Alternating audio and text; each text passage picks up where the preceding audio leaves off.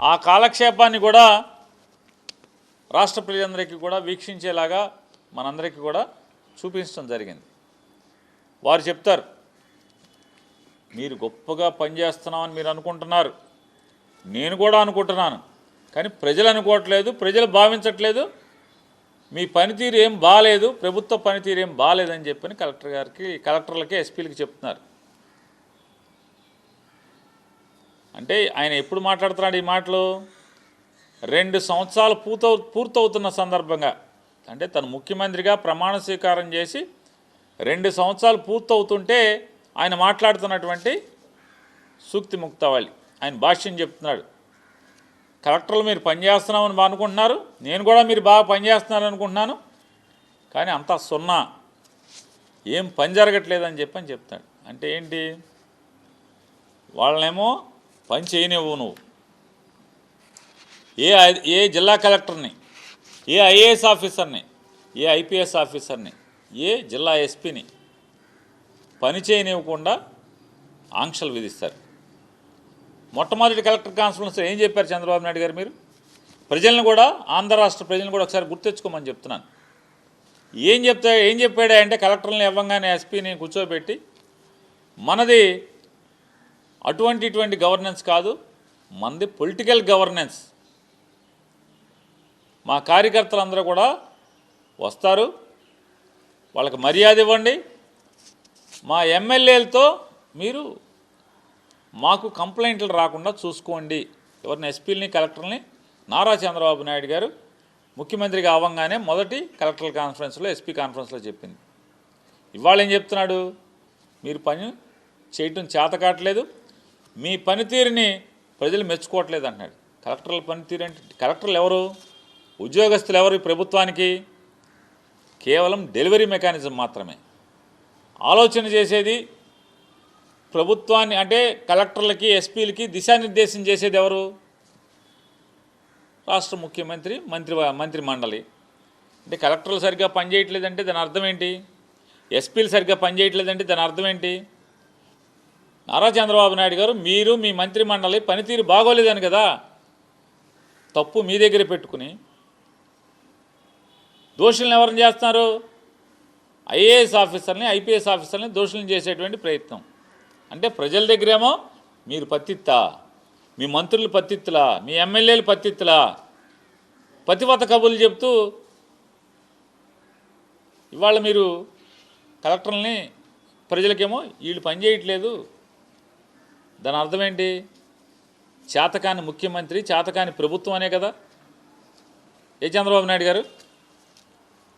చేతకాని ముఖ్యమంత్రి, చేతకాని ప్రభుత్వం, మంత్రిమండలిని కాదా ఇది? దీని అర్థం కలెక్టర్ల పనితీరు, ఎస్పీల పనితీరు ప్రజలకు నచ్చట్లేదంటే ఏంటి? వాళ్ళది కాదు, మీ పనితీరు అనేది కూడా గుర్తుపెట్టుకోమని చెప్తూ ఆయన ఇంకోటి మాట్లాడుతున్నాడు. ప్రైవేటు భాగస్వామ్యంలో, అంటే డబ్బున్న వాళ్ళందరితో, వ్యాపారస్తులతో ప్రభుత్వ మెడికల్ కాలేజీలని వాళ్ళ చేతికి అప్పచెప్పేసి నడపటం అనేది ప్రపంచం అంతా కూడా ఇదే నడుస్తుందంట. ప్రపంచం అంతా నడిచినట్టు ఆంధ్ర రాష్ట్రంలో, భారతదేశంలో జరుగుతుందా? ప్రపంచంలో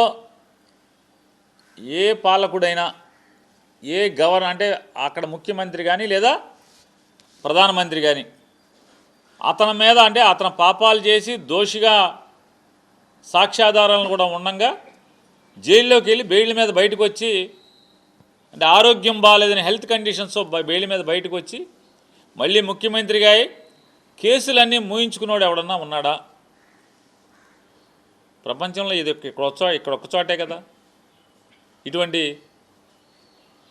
ముఖ్యమంత్రి, భారతదేశంలో మొదటి ముఖ్యమంత్రి కూడా మీరే కదా.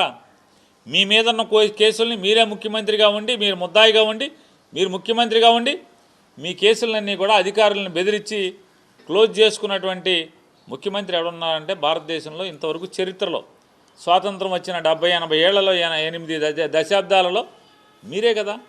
ఇంకోటి ఎవడన్నా ఉన్నాడా ముఖ్యమంత్రి? ఇంకా ఆయన చెప్తాడు, జగన్మోహన్ రెడ్డి ఇష్టం వచ్చినట్టు మాట్లాడుతున్నాడు, పీపీపీ విధానంలో ప్రభుత్వ ఆసుపత్రులు ఏది వాళ్ళు ఉన్నటువంటి గవర్నమెంట్ హాస్పిటల్ కానీ చాలా చోట్ల 90-100%, కొన్ని చోట్ల 50-60%, కొన్ని చోట్ల 40%, 40-50% పూర్తయినటువంటి, అంటే 50-60 ఎకరాల్లో మినిమం 50 నుంచి మ్యాక్సిమం 70-75 ఎకరాల్లో నిర్మాణం అయినటువంటి ఈ కాలేజీ ఈ మెడికల్ కాలేజీలన్నీ కూడా ప్రైవేట్కి ఇస్తే అంట ఏమవుతుంది, వాళ్ళు నిర్వహించి మళ్ళీ మనకిస్తారంట. ఎప్పుడు దాకా నిర్వహిస్తారు? నారా చంద్రబాబు నాయుడు గారు మీరిచ్చేది 66 ఏళ్లకి. 66 ఏళ్ళ తర్వాత మీరుంటారా, నేనుంటానా, మీ అబ్బాయి ఉంటాడా, మనం బతికుంటామా అని అడుగుతున్నా. మీరు కానీ, పవన్ కళ్యాణ్ కానీ, మీ అబ్బాయి కానీ, నేను కానీ, జగన్మోహన్ రెడ్డి గారు కానీ, మోడీ గారు కానీ ఎవరన్నా బతికుంటారా? ఆఖరికి మీ సత్యకుమార్ ఏమన్నా బతికుంటాడా? జబ్బలు కొట్టుకుంటున్నాడు కదా నేనే అని. 66 ఏళ్ళ తర్వాత మీరు ఎవరన్నా బతికుంటారా? నేను ఎవరన్నా బతుకుంటాం? మనం ఎవరు బతికుండం కదా. 66 ఏళ్ళకి మీరు మెడికల్ కాలేజీలని, గవర్నమెంట్ హాస్పిటల్స్ని వాళ్ళ పరం చేసి ఎంతకి ఎకరం రూపాయికంట, అంటే అద్దె సంవత్సరానికి రూపాయి అద్దెతో 66 ఏళ్ళు లీజుకి ఇచ్చి వాళ్ళు మళ్ళీ వెనక్కిస్తారంట. ఏంటి 66 ఏళ్ళ తర్వాత ఎవడుంటాడు? మళ్ళీ 66 ఏళ్ళకి మళ్ళీ లోకేష్ నాయుడు, మళ్ళీ చంద్రబాబు నాయుడు వస్తే దాన్ని ఇంకో 160 ఏళ్ళు చేయడం ఏముంది? లేదులే ఇన్నాళ్ళు వీళ్ళే ఖర్చు పెట్టి నడిపారు కదా, ఈ కాలేజీలు వాళ్ళకేమని క్యాబినెట్ తీర్మానం చేయడం ఏముంది?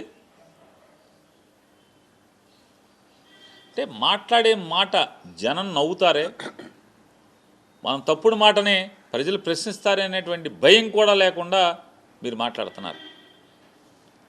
ఆయన చెప్తాడు ఏముంటుందా జగన్మోహన్ రెడ్డి అట్లా మాట్లాడతాడు, గవర్నమెంట్ హాస్పిటల్ బయట ప్రభుత్వ ఆసుపత్రి అని పెద్ద బోర్డు ఉంటుంది కాబట్టి చిన్నగా ఆ ప్రైవేట్ వాడి పేరు రాసుకుంటాడంట.